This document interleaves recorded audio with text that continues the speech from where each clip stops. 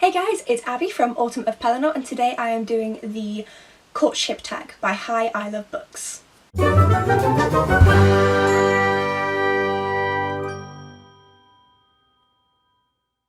I will link the original tag down below in the description box, and let's get going. They're called phases rather than questions. So, phase 1. Initial attraction, a book that you bought because of the cover.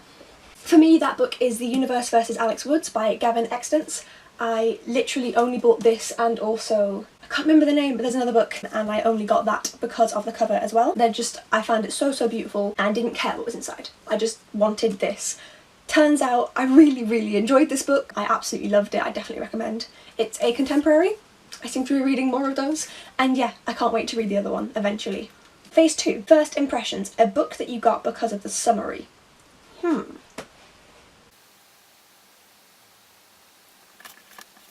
So I got this book when I was a child. I must have been like 10, so I don't remember why I was originally attracted to this book, but... 3 children, alone on the ocean waves, after a fierce storm throws their parents from the Pellinor Jane into the icy waters below. Maya, Simon and Pellinor face a wild rescue adventure that will lead them to a really magical place. Imagine an island with green mountains looming over pink sandy beaches and tide pools lit by the moon. An island with the darkest of secrets, where pirates lurk and jagglers roam, and a precious stone that holds a power that is both wondrous and terrifying. This is where the children must go. No one from the outside has escaped the island before. Danger is everywhere, but they can't turn back now. Could you? And that is The Lost Island of Tamarind by Nadia Aguiar. Apologies. Phase 3. Sweet Talk, a book with great writing. Ooh. Gonna have to go with Messenger of Fear by Michael Grant. This book I sped through and I couldn't put it down. So clearly the writing was good. So yeah, that's my answer for phase 3. Phase 4. First Date, a first book of a series which made you want to pursue the rest of the series. This book made me want to pursue the rest of the author's works. This is I Tell You I Love You But Then I Have to Kill You by Ali Carter. My friend Catherine, back in year 10, so when I was 15, and she lent me this book, and I have bought almost every Ali Carter book that has come out since. There's one that's out now, and I really don't like the UK cover. Is that bad? That's bad. I really don't like the UK cover, especially since I've seen the American one, so I've just kind of not picked it up yet. I'll get round to it. She's one of my favourite authors, and she's like an auto-buy. The only reason I haven't bought this one is because I don't like the cover, but like, she's normally an auto-buy. Phase 5. Late Night Phone Calls, a book that kept you up all night long. There's so many. There are so many. I mean, The Gift by Alison Croghan, duh. I'm not going to take it out because it's in a box set, but Eldest and Eragon and Rising and Inheritance, they all kept me up all night. Harry Potter, all kept me up all night. Skullduggery Pleasant, up all night. In terms of staying up all night, for me that was normal. If I was enjoying a book, I just wouldn't go to sleep till it was done, or I physically couldn't read the words on the page anymore. Phase 6. Always on My Mind, a book that you could not stop thinking about. Now recently, there's been a book called The Eye of the North by Sinead O'Hart. I'll pop the cover here. And it's a middle grade book, so for my English viewers / British viewers, that's 8 to 12. And it was so engrossing, so beautifully written. The world was absolutely lovely. It's a standalone, but I really want more from the world. And yeah, I just can't, it's still in my head and I finished it like a week ago, so that has to be the one that's going there for now.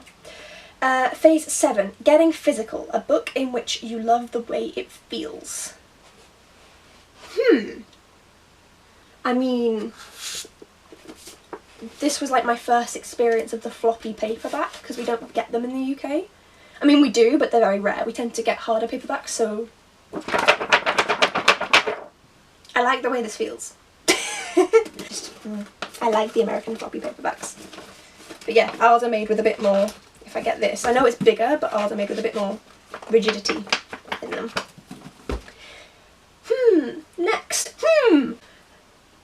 Phase 8. Meeting the Parents, a book in which you would recommend to your friends and family. I've already been recommending this to my friends and family, and my dad and me tend to have quite different tastes, but there are a few books that line up and mesh. The Martian was one. He read it and then I stole his copy, because he, once he reads a book, he donates the book to charity. He doesn't keep them, so I stole it and it's now on my shelf somewhere. But this is one which I think he's really going to like. The Last Roundhead by Jamal Evans. It's a historical fiction set in the English Civil War of the middle of the 1600s, and I also really want my boyfriend to read this. He reads a lot of Bernard Cornwell and things like that, and so I just really want him to try this and see what he thinks, because I think it's a beautifully written historical fiction. Phase 9. Thinking about the future. A book or series that you know you'll reread many times in the future. I'm going to try and not go for the obvious, because where's the fun in that? See, I used to reread all the time, which is why loads of my older books are like absolutely dead and knackered, but I don't tend to reread anymore, so I'm really struggling with this one. I think I'm going to have to say The Sky Painted Gold, which is by Laura Wood. This is an ARC copy. It's floppy. Even though it's English, it's floppy. This is an ARC copy, which I got at the MIA Lit Fest, and I really, really love this book. I wasn't expecting to. It's a contemporary coming-of-age book set in the 1920s, and I really want to be back in the world, and it's a standalone, so if she comes out with more books in the world, I don't know if I'll reread it, because I don't reread as much anymore. But if she doesn't, I need to be back in this world, so I'm definitely going to have to reread it. And then phase 10 is Share the Love. Who would you like to tag? So, I mean, if you want to do this, then like just do it. But I think I'm going to tag You're a Book Nerd Zoe, because I want to know what you think of these. Like, genuinely, I want to know summaries that you enjoy and covers that you enjoy and things like that. So, sorry for continuously tagging you in things and making you make more videos. Love you. But yeah, I really want to know your opinion on them. So, You're a Book Nerd Zoe is the person that I properly tag. But if you want to do this, just do it and put it in the comments down below that you have, and I'll go find your video and go watch it. So if you like this video, please click like and hit subscribe if you want to see any more of my videos. Thank you so much for watching, and I'll see you next time. Bye!